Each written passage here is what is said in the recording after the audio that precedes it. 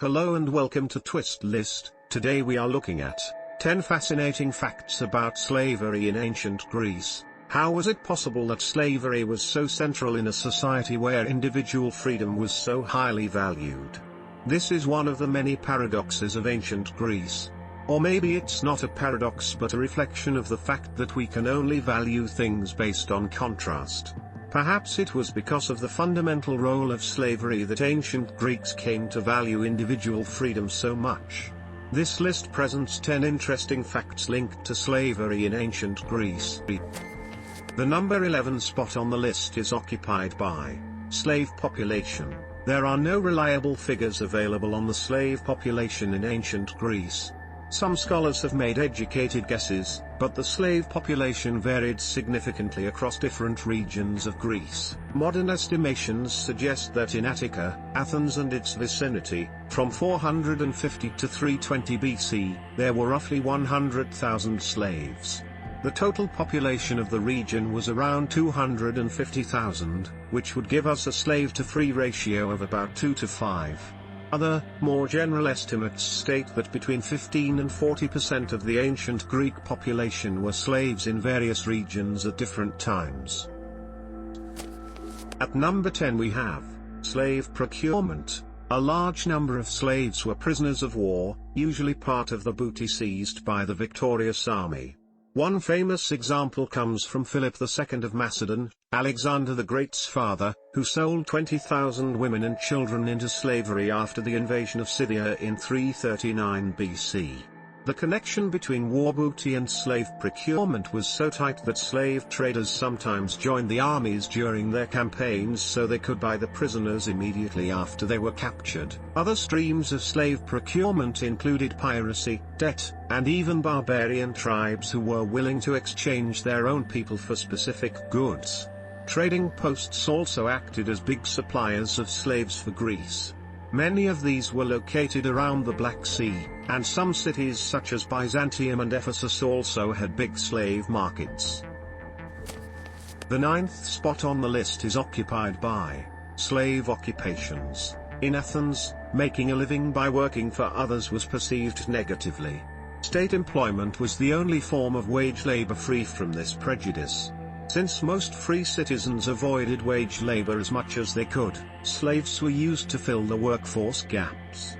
As a result, slaves could perform a wide range of jobs in ancient Greece. We know of slaves being employed as cooks, craftsmen, maids, miners, nurses, porters, and even in the army as attendants to their masters, baggage carriers, and sometimes as fighters.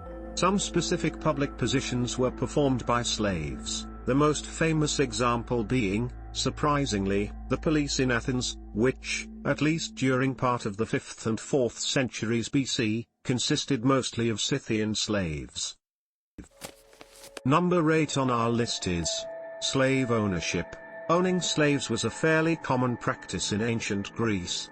A middle-class family might have had between 3 and 12 slaves, but those numbers are just estimations by scholars and hard to verify. The number of slaves varied according to time and place. In his work Ecclesiastes, Aristophanes equates not owning any slaves to a sign of poverty. The two major owners of slaves in ancient Greece were the state, where slaves were employed as police and various other public functions, and also wealthy businessmen, who supplied slaves for working in the mines. At number 7 we have versatile lifestyles. There were different types of slaves in ancient Greece, and their living conditions and expectations were strongly linked to their occupations.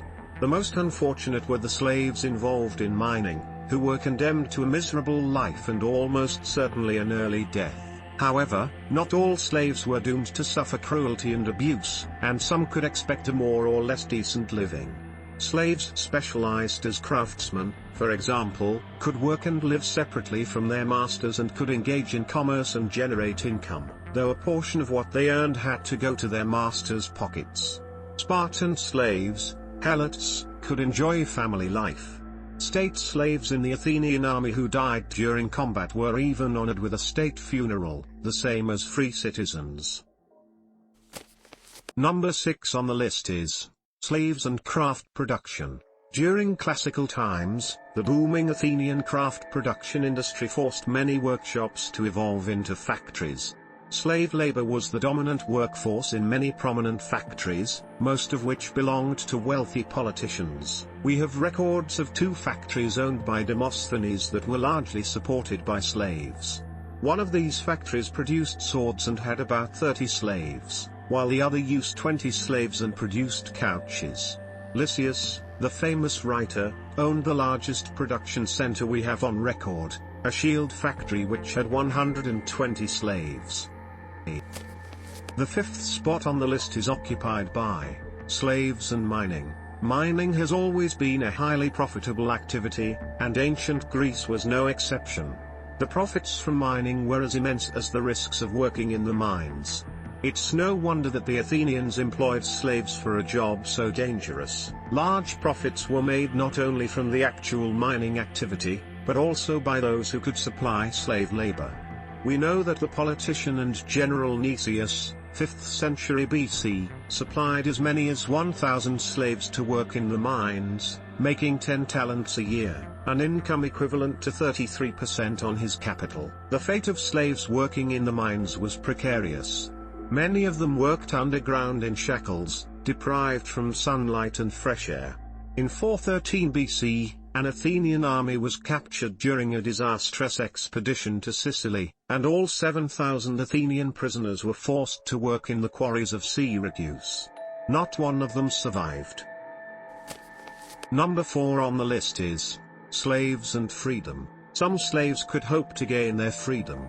It was possible mainly for those in a position of saving money, especially those who were involved in wage labor and therefore had some degree of financial autonomy. Slaves who were able to save enough money could buy their freedom by paying their masters an agreed sum. We also know of slaves employed in the army who were granted their freedom as a reward for their service. At Delphi, many inscriptions displaying the names of slaves who bought their freedom have been found. They illustrate the diverse array of regions from which the slave were procured: Caria, Egypt, Lydia, Phoenicia, Syria, and many other countries appear. At the 3rd place we have Helots. The Helots were Greeks reduced to servitude by the Spartans. Their exact origin is unclear, but some accounts claim that they had been the inhabitants of a place called Helos, which was conquered by the Spartans. With every new conquest, the number of Helots increased. The Helots were occupied as farmers, house servants, and any other activity that would distract the Spartan citizens from their military duties. There was constant tension between the Helots and the Spartans. They were treated in humiliating ways and constantly intimidated.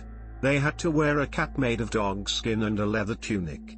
It was agreed that the Helots should be beaten an agreed number of strokes every year, regardless of any transgression they might have committed, so they would not forget that they were slaves. Sparta had a secret police, the Crypteia, responsible for keeping the Helots in check. Plutarch, Life of Lycurgus 28, wrote that the Crypteia would kill any Helot found in the countryside during the night. During the day, they would kill any Helot who looked strong and fit. At the 2nd spot is rational justifications. While we might have objections to the practice of slavery, ancient Greek society did not seem to share our concerns against human exploitation.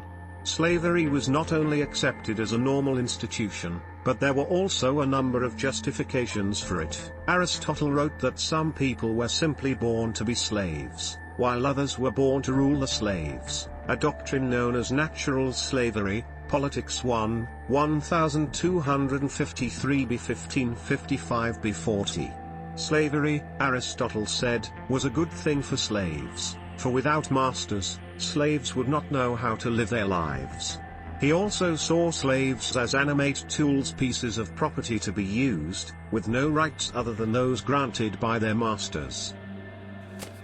And finally, at number 1, further reading, Ancient Greece, the source of Western learning and history, and the source of many verse lists. 10 bizarre sex facts from the ancient world. 10 things you didn't know about Greek mythology. 10 myths and untold facts about ancient Greece and Rome. 10 common misconceptions about the ancient Greeks.